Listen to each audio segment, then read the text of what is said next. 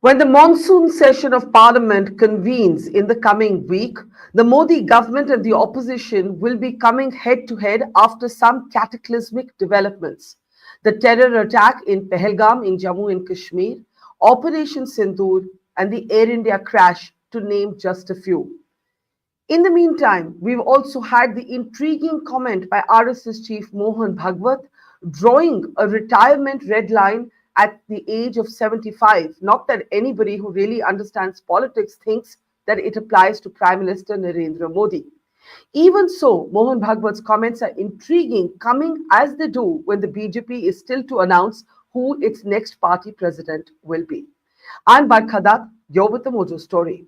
On the program today, we look ahead at the upcoming monsoon session of Parliament, where, as I said, the Modi government will go head to head with the opposition on a series of sensitive issues, on a series of potentially inflammatory issues. There has been the terror attack in Pahalgam, there has been Operation Sindoor that has followed, and there has been the horrific and tragic Air India crash.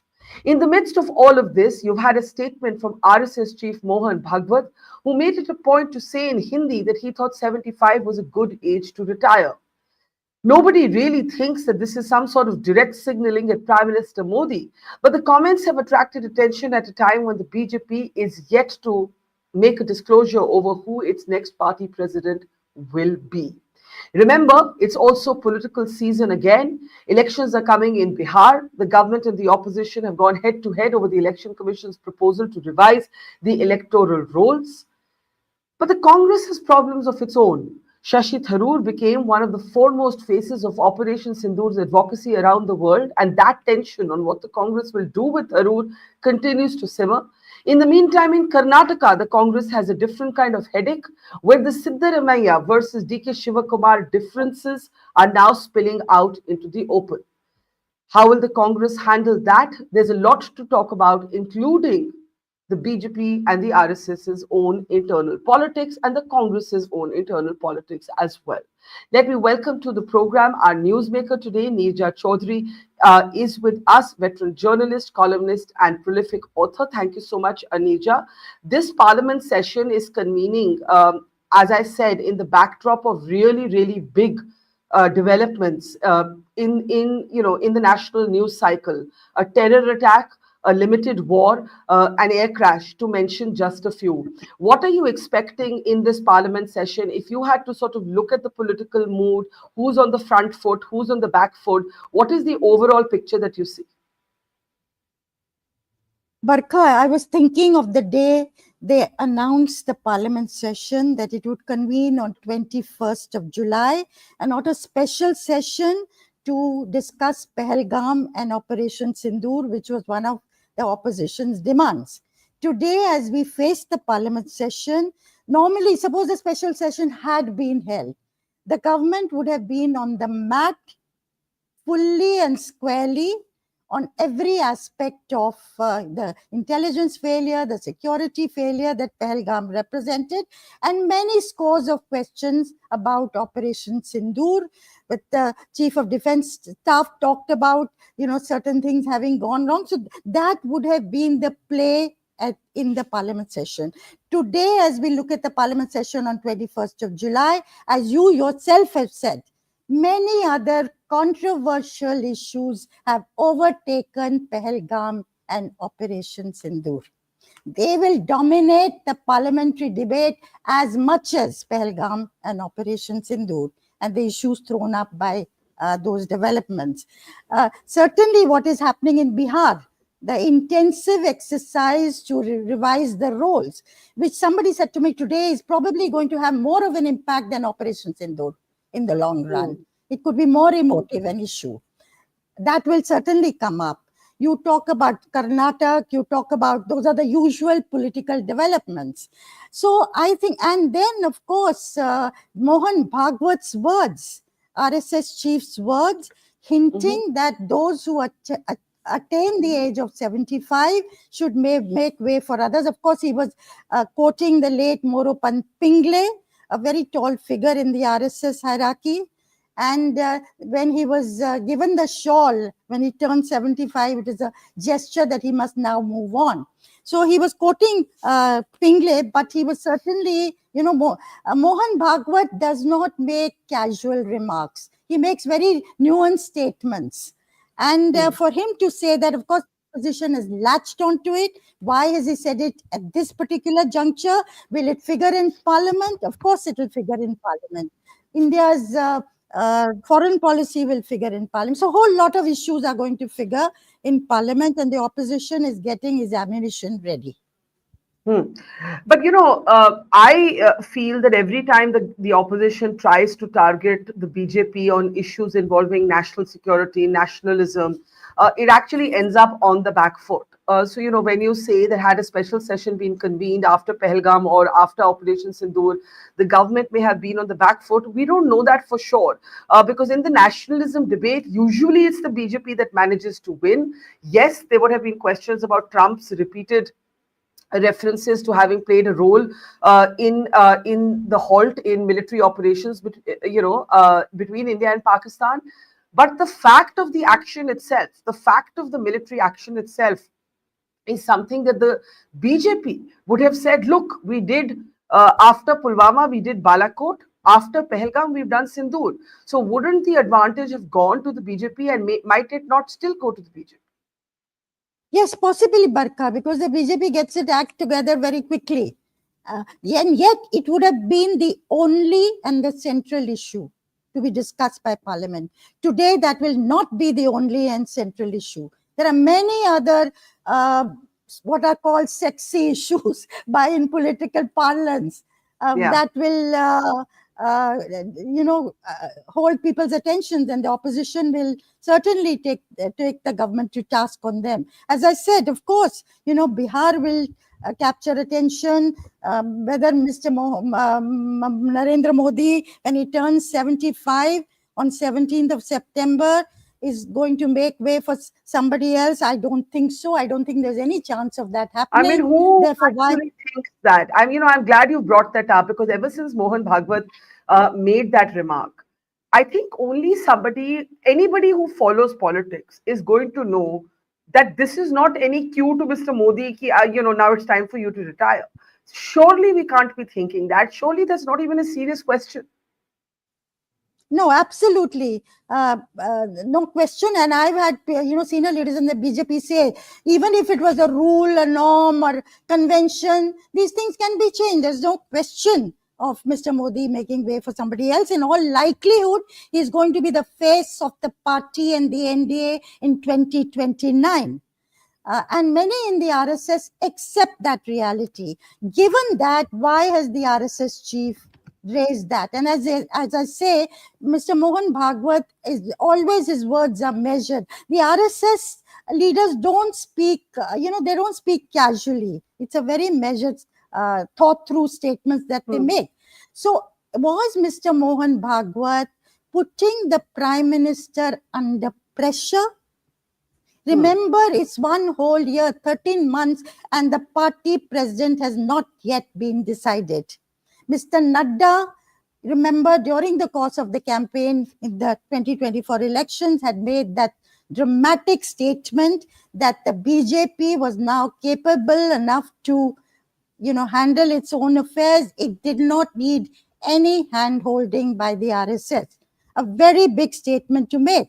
And I think it's a statement that could not have been made without the clearance of the top in the party. Therefore, of course, it made the RSS very unhappy. And remember, the RSS held back. It did not campaign as it normally does for the BJP in the Lok Sabha election. And therefore, you had 240 seats for the BJP. We all know that. And then the RSS, bent over backwards to campaign for the BJP in the Haryana, Maharashtra, and Delhi elections. We know what the results were, very convincing victories for the BJP. But the question of the organization, how it's going to be handled in the next years, very important. It's a very important period. RSS completes its 100 years this year. And it will be looking for not just core agendas. It wants to move towards India becoming a civilizational entity. And therefore, who heads the BJP, one of the 35 organizations front organization that it takes care of and is connected to is of supreme importance to the RSS. It should be I somebody younger. yeah. Sorry. No, I was just going to say Therefore, I tend to agree with you that the comments made by the RSS chief are not literally about, oh, you're Mr. Modi, you're turning 75. This is a cue to you to go. I agree with you that I think the Prime Minister will very much be the likely face of the party in 2029 as well. He's absolutely fit as a fiddle, health wise, and I see no reason why he wouldn't be the face again. But I do think that the comments should be seen in the context of the debate or the quiet tussle between the RSS and the BJP over who should be party president. And I think my question is on that. What are the pulls and pushes there within the Sangh Parivar, according to you? I think that, as I was saying, the organization is very important, supremely important to the RSS. And they will not say it openly, but they would like somebody who could take decisions independent of the government if necessary, and would not only play to the short term, that is bailing the government out as and when it is in trouble, which is, of course, they may do. But so they have been looking for somebody younger. So of course, somebody who will be able to work with the government, with people in government, with the top two, the Prime Minister and the Home Minister. The Home Minister, even though he is no longer the party president as he was earlier, and made way for Mr. J.P. Nadda, has played a very central role in organizational matters and will in all likelihood continue to do so. So somebody who caters to aspirational India, somebody who's tech savvy in what is called a hetero world, with entities like Elon Musk also, playing the kind of role, larger than life role globally. So people who are savvy on a whole lot of fronts and yet are connected to the ground and can be a bridge between the party and the RSS. So they would have many things in mind, but the person who heads the party has to be able to walk in step with the Prime Minister and the Home Minister. That also is a very important requirement. Now, there were three names that were doing the rounds earlier: Mr. M.L. Khattar, Bhupendra Yadav, and Dharmendra Pradhan. But really, it was Bhupendra Yadav who was the front runner. Now, he may still emerge as, re-emerge as the favorite in the final analysis. But in the last 2 to 3 weeks, the name of women has come to the fore.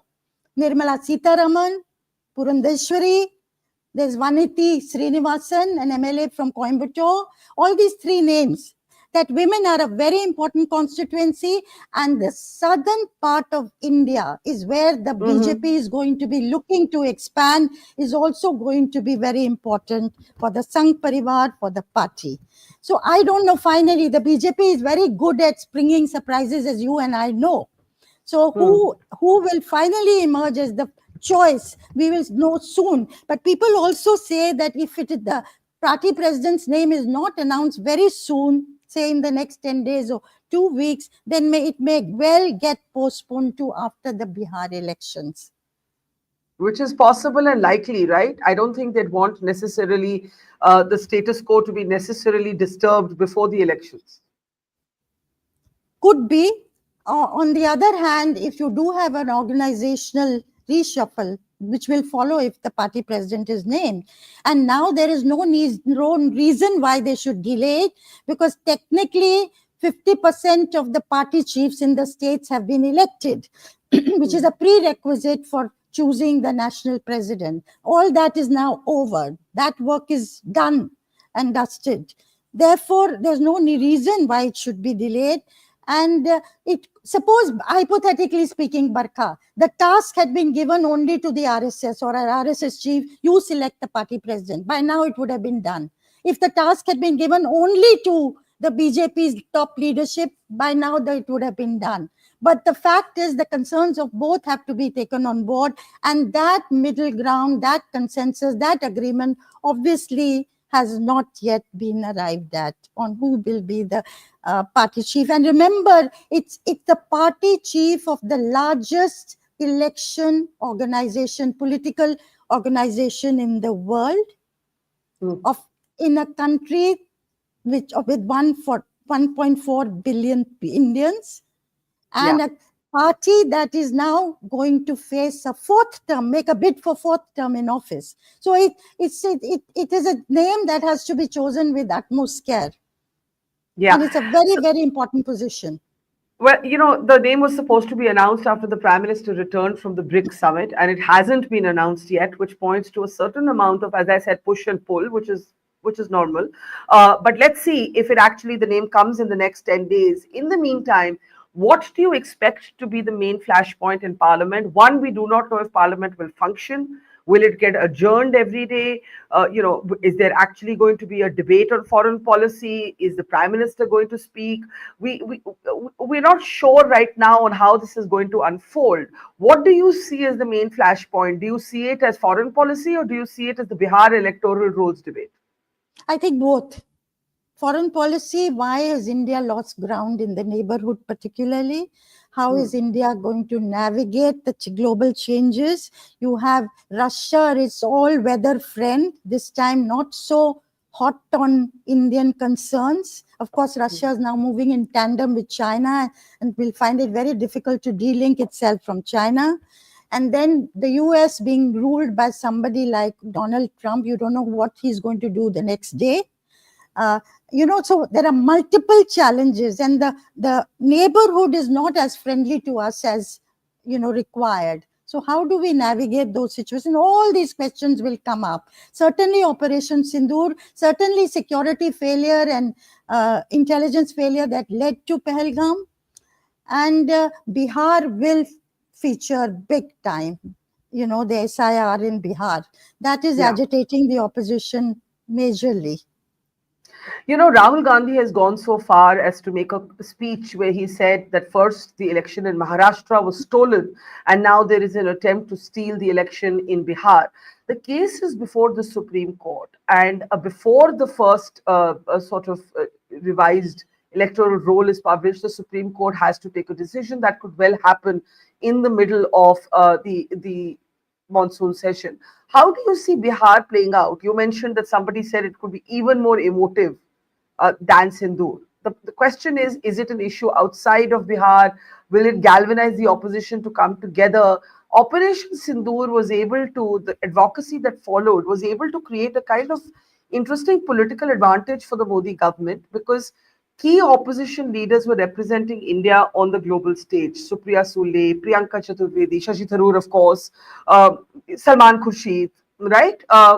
And even other leaders from the southern states. My question, Kanimoi, the question therefore is that, do you really find a single issue on which the opposition can come together and also create a narrative that speaks to a larger audience?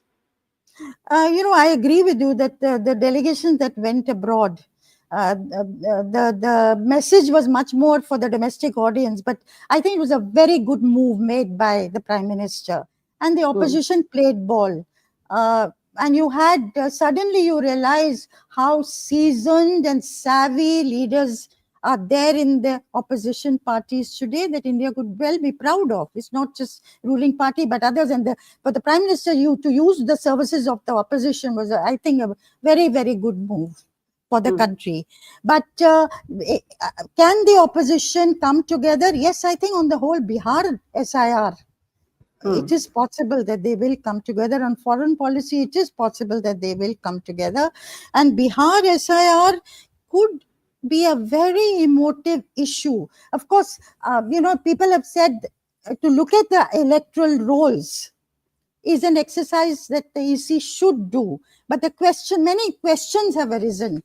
For instance, the people in the ruling group say that if you had 100 crore people in the country as population the year 2000, and today, 25 years later, it's 140 crores, 1.4 billion, then that's a huge rise of population. How has that happened? They're pointing to the fact that have there been illegal immigrants that have come in, and that would affect the eastern states. Eastern states are something the BJP is looking at also to win. Now, illegal immigrants, people getting onto your electoral rolls, is an issue of concern. and should be an issue of concern to the Election Commission. But the way they are going about it has caused concern also. Should the Election Commission go for exclusion of those who are already on the rolls rather than inclusion of those who have been left out, which is traditionally the way that is worked out? And also, should it be an exercise about citizenship or legitimate voters? And if it is, as the Supreme Court has also pointed out, if it is an exercise about citizenship, then the EC is not the right body to go about it. So they're very pertinent. Many people have raised these questions. And the burden of proof going on the voter instead of the Election Commission. So I'm having to produce documents, which is going to be very difficult for poorer people who migrate, and a lot of people from Bihar do so.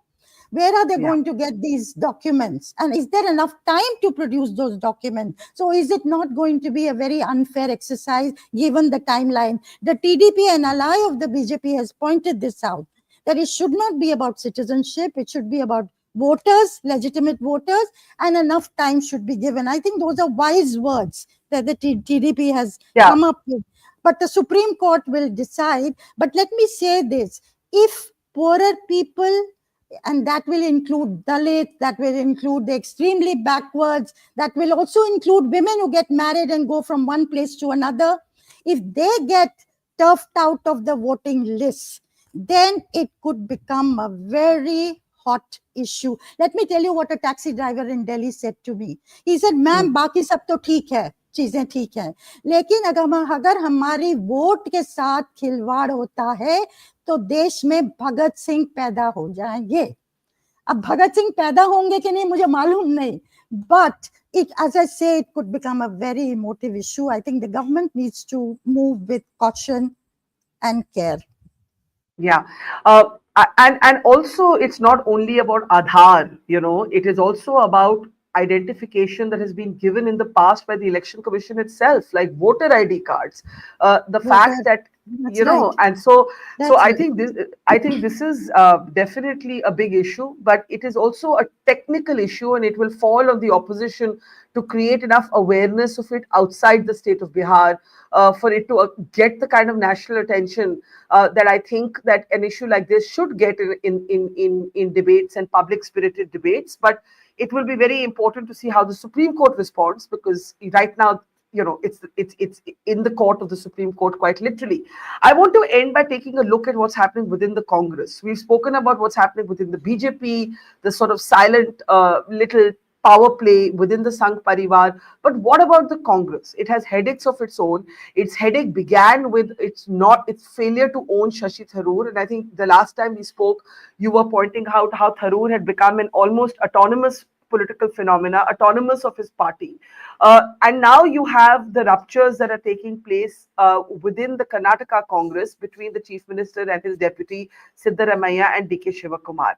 When you look at Kerala and Karnataka, in terms of the rifts or the tensions within the Congress party, what do you see?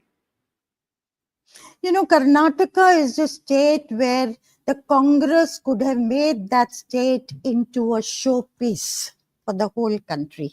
It had the opportunity to do so. And if it is true that the 2.5-year, rotational leadership formula was promised to Mr. D.K. Shivkumar, now this has neither been confirmed nor denied. Yeah. Then it's by now, one thing we should have learned after Rajasthan, and it's being promised to Sachin Pilot and the leadership not being able to deliver it. One thing the Congress should have learned is that 2.5-year formula is a complete non-starter. And I think Siddaramaiah, to dislodge him, unless he voluntarily makes way for Mr. D.K. Shivkumar, which is unlikely. He himself has said there's no vacancy, he's going nowhere. And the High Command has also given similar indications, and D.K. Shivkumar has also said as much publicly. But this war of attrition continues, and that suits the BJP, even as the government continues. So it is unfortunate that the leadership in Delhi, the High Command, is not able to prevail upon the leaders to come to some kind of an agreement. Rahul Gandhi did not even see both of them when they were in Delhi. The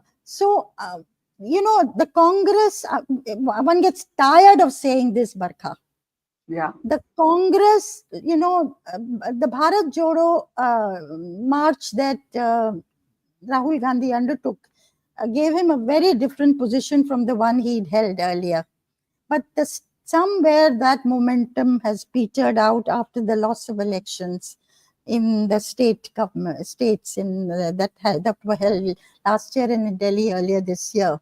And somewhere that momentum, that initiative has to be re-seized by the Congress.